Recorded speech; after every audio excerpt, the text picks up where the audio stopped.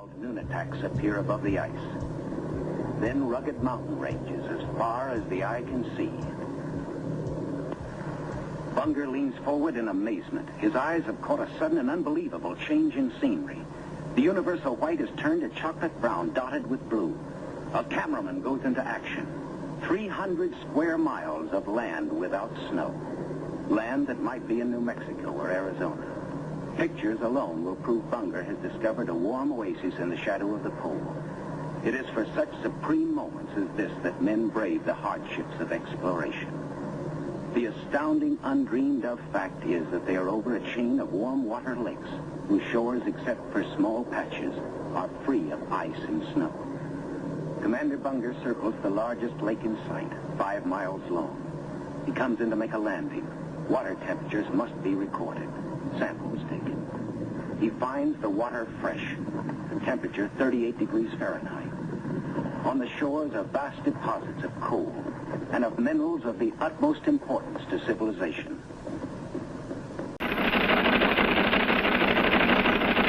It's time for the Longines Chronoscope, a television journal of the important issues of the hour, brought to you every Monday, Wednesday, and Friday.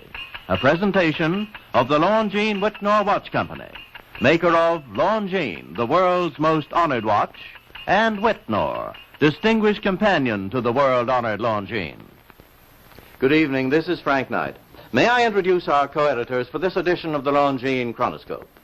Larry Lasser, CBS News correspondent, and Kenneth Crawford, National Affairs Editor of Newsweek magazine. Our very distinguished guest for this evening is Admiral Richard E. Byrd. The North Pole used to be a no-man's land, but these are the days when, by buying a ticket on a commercial airliner, you can fly across the North Pole and drink a cocktail at the same time. You know, only 60 or more years ago, about 35 years ago, our guest tonight found out whether there was any land north of the North American continent. He made that first discovery flight, and I must say that Admiral Byrd, our guest tonight, is not only our greatest living explorer, but he's been an inspiration to countless Americans. Admiral Byrd, you've been to both the North Pole and the South Pole. Is there any unexplored land left on this earth that might appeal to adventurous young Americans? Yes, there is. And not up around the North Pole, because it's getting crowded up there now, because they find out it's really usable, not only to live in, but militarily. But strangely enough, there's left in the world today an area as big as the United States that's never been seen by a human being. And that's beyond the pole on the other side of the South Pole from Middle America. And I think it's quite astonishing that there should be an area as big as that unexplored. That's a tremendous So challenge. there's a lot of adventure left down at the bottom of the world. Well, Admiral, do you hope to see that? I do. Well, Admiral, Yeah. would you say that since you've been to both the extremities of Earth, are these expeditions to such far-off places, are they getting easier because of modern techniques, or is danger still close at hand? Well, it's a little risky, but nothing like it used to be with the old slow planes and the small cruising radius where we had to put down bases. We replaced the dog teams, and of course that was a big improvement. But now the planes go much faster and they are safer, and they have a much bigger cruising radius. You haven't got the danger of a terribly heavy load. Admiral, an expedition to which I believe you're the advisor is now en route. What is that expedition doing? Well, that's the icebreaker Atka, and it's a reconnaissance expedition. It's going down to the South Pole area to make certain observations and to look for some bases.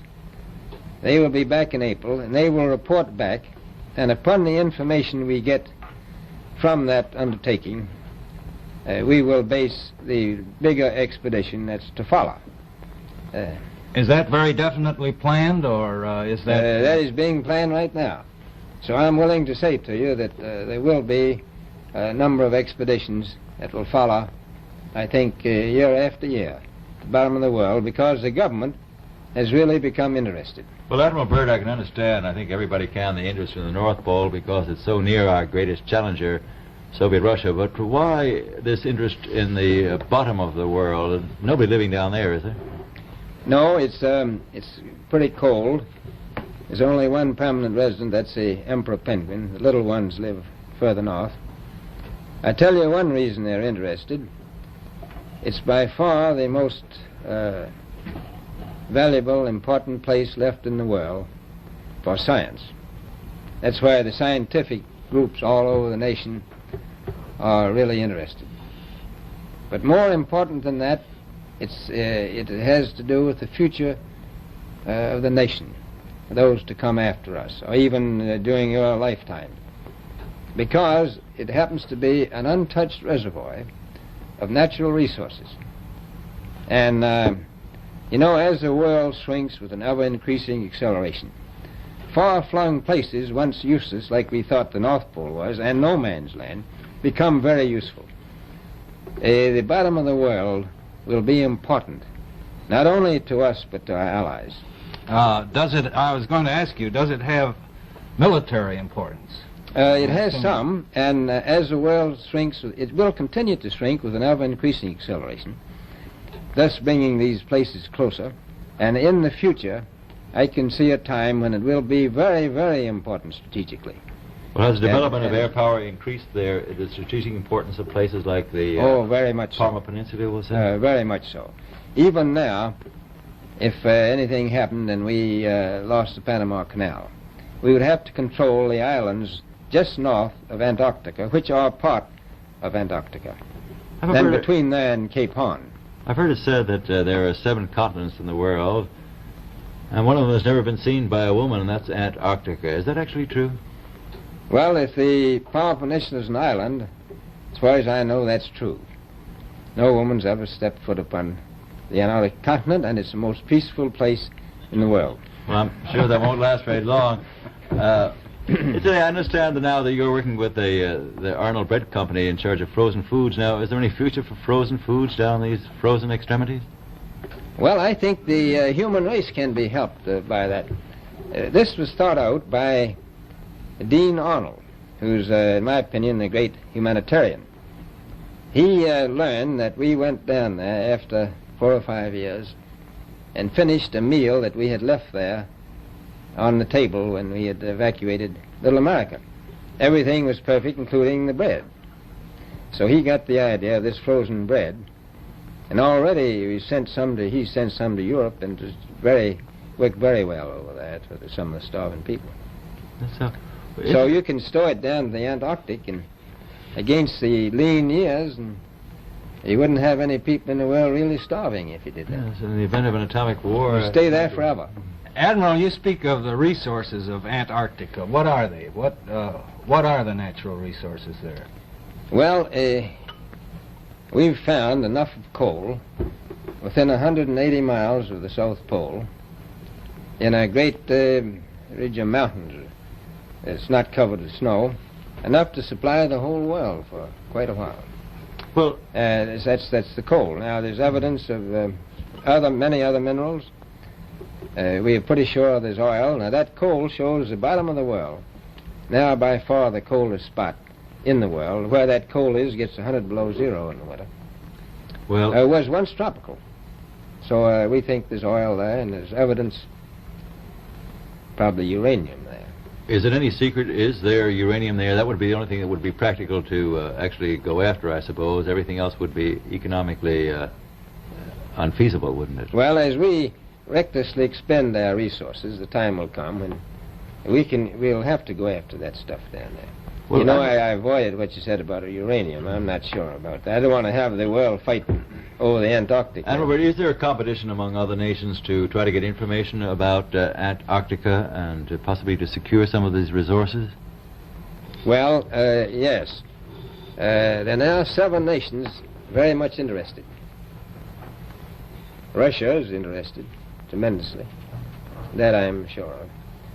Australia has an expedition down there. The Argentine, the Chile, New Zealand, Britain, and so on. Now, you can understand those people down there being interested because they live down there, the New Zealanders, the Argentinians, the Chileans, and the Australians. And so we don't do much about claiming anything. Admiral, you make Do we this sound a little crowded. Are there that many expeditions now there or en route there?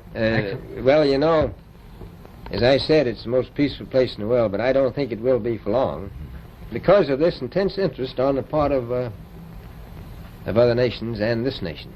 Well, Admiral Byrd, are private expeditions a thing of the past? Is expedition and exploration, making expedition and exploration now purely a government function because of the tremendous cost and organization? No, I don't think so. I think down south it may be more or less a thing of the past, but not other expeditions that go there. A lot of them go north now.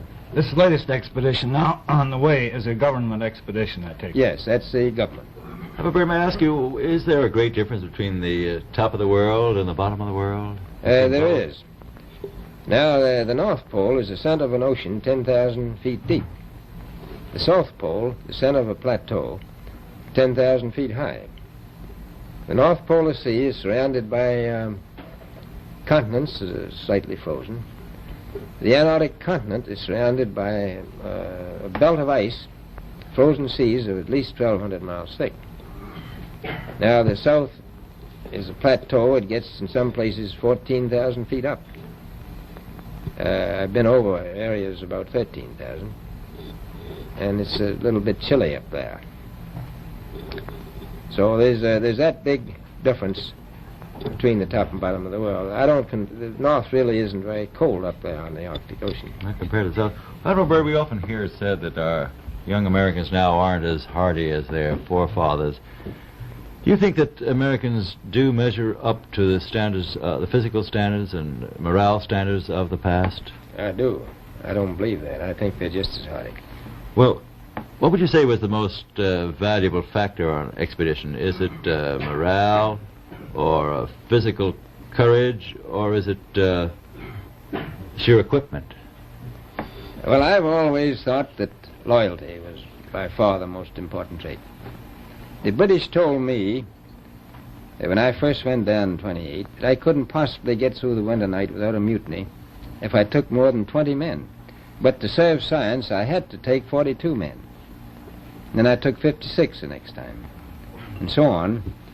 And I did find that loyalty was the most important thing during the winter night when it's very hard on your nerves. I think that's trait. That's a very valuable characteristic at any time. Well, thank you very much, Admiral Byrd. It's been a great pleasure to have you here tonight. It's a pleasure to be with you. Yeah. The opinions expressed on the Longines Chronoscope were those of the speakers. The editorial board for this edition of the Longines Chronoscope was Larry Lasser and Kenneth Crawford.